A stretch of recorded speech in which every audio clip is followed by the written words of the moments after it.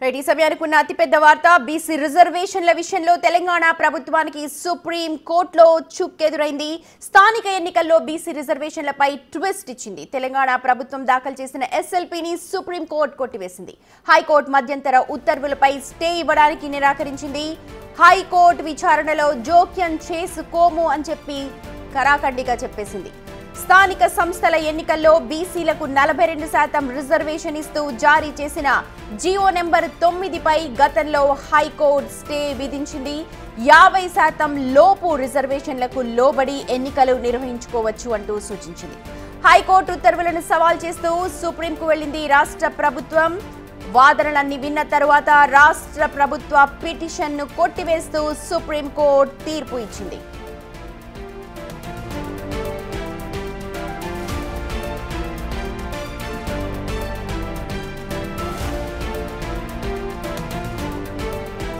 తాజా పరిణామాలకు సంబంధించి అనాలిసిస్ అందించడానికి మా ఇన్పుట్ ఎడిటర్ పవన్ జాయిన్ అవుతున్నారు. పవన్, నిజంగా ఒక పెద్ద ఎదురు దెబ్బని చెప్పాలి. మరి ప్రభుత్వం ముందున్న మార్గాలు ఏంటి ఇప్పుడు? వాస్తవానికి స్థానిక సంస్థల ఎన్నికల్లో 42% రిజర్వేషన్ కేటాయిస్తూ అటు జారీ చేసిన జీవో పైన హైకోర్టు మధ్యంతర ఉత్తర్వులు జారీ చేసింది. అందులో పాత దామాషా ప్రకారమే, ఆ రిజర్వేషన్ల ప్రకారమే ఎన్నికలు నిర్వహించుకోవచ్చునంటూ హైకోర్టు తీర్పు పేర్కొంది. కానీ అటు రాష్ట్ర ప్రభుత్వం మాత్రం ఇప్పుడు కొత్తగా ఇటీవల చేసిన సర్వే కావచ్చు, కులగణన, దీని ఆధారంగా 42% బీసీలకు రిజర్వేషన్ అమలు చేసి తీరాల్సిందే. ఈ స్థానిక సంస్థలకు ఆ రిజర్వేషన్లతోనే వెళ్ళాలని భావించింది. దానికి సంబంధించి 50 పేజీలతో కూడిన స్పెషల్ లీవ్ పిటిషన్ను ఇటు హైకోర్టులో ఇచ్చిన మధ్యంతర ఉత్తర్వులను సవాల్ చేస్తూ అటు సుప్రీంకోర్టులో స్పెషల్ లీవ్ పిటిషన్ దాఖలు చేసింది. దీనిపైన సుప్రీంకోర్టు సీనియర్ న్యాయవాది అభిషేక్ మను సింఘ్వితో పాటు రవికుమార్ వర్మ ఇద్దరు కూడా వాదనలు వినిపించే ప్రయత్నం చేశారు. అటు రాష్ట్రంలో కులగణన జరిగింది, ఇక్కడ కుల సర్వే నిర్వహించారు. బీసీల రిజర్వేషన్ల పైన బీసీల జనాభా తెలంగాణలో 56% పైగా ఉంది. డెడికేటెడ్ కమిషన్ ద్వారా ఎంపెరికల్ డేటా సేకరించాం. శాస్త్రీయ అధ్యయనం తర్వాతే చట్ట నిబంధనలకు లోబడి 42% రిజర్వేషన్లు కల్పించాం. స్థానిక సంస్థల ఎన్నికల్లో రిజర్వేషన్లను నిర్ణయించుకునే అధికారం రాష్ట్ర ప్రభుత్వానికి ఉంది అంటూ ఆయన వాదనలు వినిపించే ప్రయత్నం చేశారు. అట్లనే ఓసీలు కేవలం 17% మాత్రమే ఉన్నారు. మిగతా 30% పైన 33% పైన వాళ్ళందరూ కూడా ఓపెన్ కేటగిరీలో వస్తున్నారు. ఈ కేటగిరీలోకి రాని వాళ్ళు ఎందుకు అభ్యంతరాలు తెలుపుతున్నారో తెలియదంటూ కూడా వాదనలు వినిపించే ప్రయత్నం అయితే చేశారు. కానీ హైకోర్టులో ఇంకా వాదనలు ముగియలేదు. హైకోర్టు అటు ప్రభుత్వానికి 4 వారాల పాటు గడువు ఇచ్చింది. దీనిపైన హైకోర్టు ఇచ్చిన తీర్పులో అఫిడవిట్ దాఖలు చేయడానికి, కౌంటర్ దాఖలు చేయడానికి 4 వారాల పాటు అటు రాష్ట్ర ప్రభుత్వానికి గడువు ఇచ్చింది. అట్లనే రాష్ట్ర ప్రభుత్వం కౌంటర్ దాఖలు చేసిన తర్వాత దానిపైన అఫిడవిట్ దాఖలు చేయడానికి పిటిషనర్లకు మరో 2 వారాలు గడువు ఇచ్చింది. అంటే మొత్తం 6 వారాల పాటు గడువు ఇచ్చింది. ఈ 6 వారాలు తర్వాత ఈ హైకోర్టు దీనిపైన మరోసారి విచారణ జరిపి. అయితే పవన్, ఇప్పుడు ఈ సుప్రీం తీర్పుతో రాజకీయ పరంగా విమర్శలు వెలువెత్తే అవకాశం ఉంది. ప్రస్తుతం దీన్ని ఎదుర్కోవడానికి కాంగ్రెస్ ముందున్న మార్గాలు ఏం చెప్పాలి? అంటే వాస్తవానికి బీసీల రిజర్వేషన్ అమలుకు తాము చిత్తశుద్ధితో ఉన్నామంటూ కాంగ్రెస్ పార్టీ మొదటి నుంచి కూడా చెప్తూ ఉంది.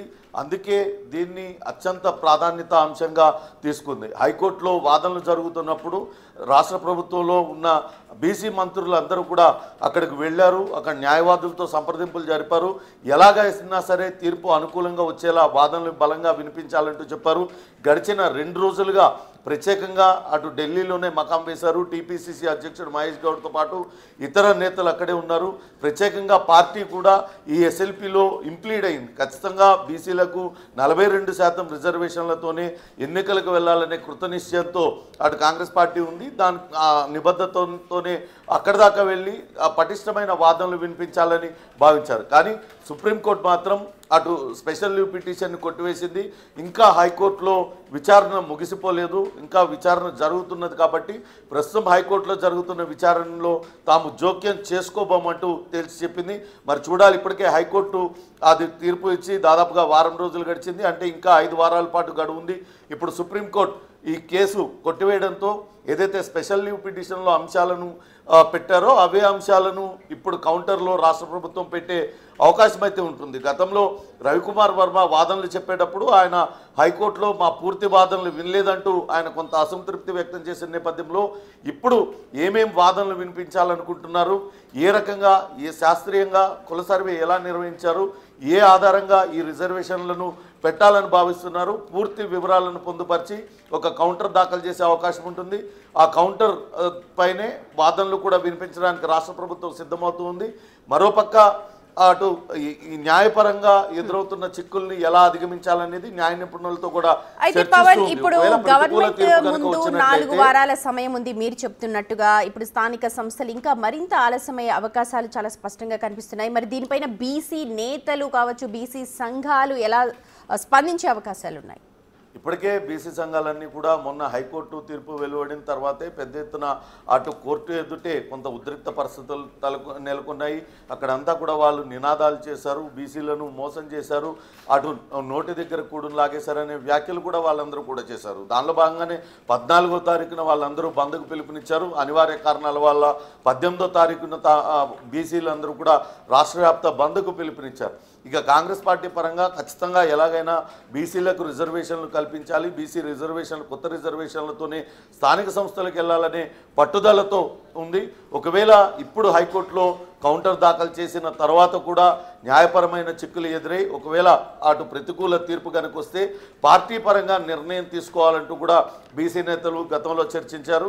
అదే నిర్ణయాన్ని అమలు చేసే అవకాశం అయితే కనపడుతుంది. కానీ కాంగ్రెస్ పార్టీ మొదటి నుంచి కూడా చెప్తూ వస్తుంది, రాజకీయంగా అటు బీసీలను ఎదిగేలా చేయడమే తమ ప్రధాన ఉద్దేశం, బీసీలకు కూడా సమ ప్రాధాన్యత దక్కాలనేదే మా ఉద్దేశం. అందుకే రిజర్వేషన్ల అమలులో కానీ రిజర్వేషన్ల కేటాయింపులో చిత్తశుద్ధితో ఉన్నామంటూ చెప్తూ వస్తుంది. అదే విషయాన్ని హైకోర్టులో కొంతమంది న్యాయవాదులు కూడా తమ వాదనలు వినిపించే ప్రయత్నం చేశారు. సుప్రీంకోర్టు ఏదైతే 50% రిజర్వేషన్లకు లోబడే ఎన్నికలు జరపాలంటూ చెప్తూ వస్తుందో అది ఎక్కడ కూడా భారత రాజ్యాంగంలో ఎక్కడ కూడా లేదు. అది కేవలం ఒక కేసులో అటు దాన్ని సుప్రీంకోర్టు చెప్పింది, అప్పుడు పరిస్థితులను బట్టి ఆ తీర్పునిచ్చింది. అదే ప్రామాణికంగా పదే అదే విషయాన్ని చెప్తున్నారు. ఆ కేసుల్లో అటువంటి తీర్పు ఇవ్వాల్సి వచ్చింది. ఇప్పుడు ఎందుకు మారిన పరిస్థితుల్లో ఎందుకు బీసీలకు అధికంగా రిజర్వేషన్లు ఇవ్వాల్సి వస్తుంది అనేది కూడా వాదనలు వినిపించడానికి సిద్ధమయ్యారు. కానీ అటు సుప్రీంకోర్టు ఆ స్పెషల్ లీవ్ పిటిషన్ కొట్టివేయడంతో రేపు ఆ హైకోర్టులో ఈ వాదనలన్నీ కూడా వినిపించడానికి అటు కాంగ్రెస్ పార్టీ కావచ్చు, కాంగ్రెస్ పార్టీ తరఫున వాదనలు చెప్తున్న న్యాయవాదులందరూ కూడా సిద్ధమవుతున్న పరిస్థితి. మరోపక్క ఇక్కడ హైకోర్టులో కూడా ఒకవేళ ప్రతికూల తీర్పు కనుక వచ్చినట్లయితే పార్టీ పరంగా బీసీలకు జనరల్ స్థానాలలో ఇవ్వడం ద్వారా, సీట్లు ఇవ్వడం ద్వారా ఏదైతే కాంగ్రెస్ పార్టీ భావిస్తుందో 42% రిజర్వేషన్లు అమలు చేయాలని ఆ రకంగా పార్టీ పరంగా నిర్ణయం తీసుకొని బీసీలకు స్థానిక సంస్థల్లో టికెట్లు ఇచ్చే అవకాశం ఉంది. ఈరోజు మధ్యాహ్నం కేబినెట్ సమావేశం ఉంది. కేబినెట్లో అనేక అంశాలను ప్రస్తావిస్తారు. ఈరోజు సుప్రీంకోర్టులో స్పెషల్ లీవ్ పిటిషన్ కొట్టివేసిన నేపథ్యంలో దీనిపైన కూడా ప్రధానంగా చర్చ జరిగే అవకాశం అయితే కనపడుతుంది. Right Pawan, thank you so much. మొత్తానికి రాష్ట్ర ప్రభుత్వం ఎస్ఎల్పీ పై వాళ్ళ సుప్రీంలో విచారణ జరిగింది. ప్రస్తుతం హైకోర్టు విషయంలో మేము జోక్యం చేసుకోము అంటూ కొట్టివేసింది రాష్ట్ర ప్రభుత్వం దాఖలు చేసిన ఎస్ఎల్పీని. దీనిపైనే ప్రస్తుతం హాట్ టాపిక్ గా చర్చ జరుగుతోంది. మరి ప్రభుత్వం, తెలంగాణ ప్రభుత్వం ఎటువంటి చర్యలు చేపట్టబోతోంది, దీనిపైన ఎట్లాగా న్యాయ సంబంధించి రాజకీయ నిపుణులతో కావచ్చు, న్యాయ నిపుణులతో సంప్రదింపులు చేశాక ఏ విధంగా ముందుకు వెళతారన్న దానిపైన మనకు మధ్యాహ్నం 3 గంటల తర్వాత ఒక క్లారిటీ వచ్చే అవకాశం ఉంది. కేబినెట్ సమావేశంలో కూడా దీనిపైన విస్తృతంగా ఆలోచన చేసే అవకాశం కనిపిస్తుంది.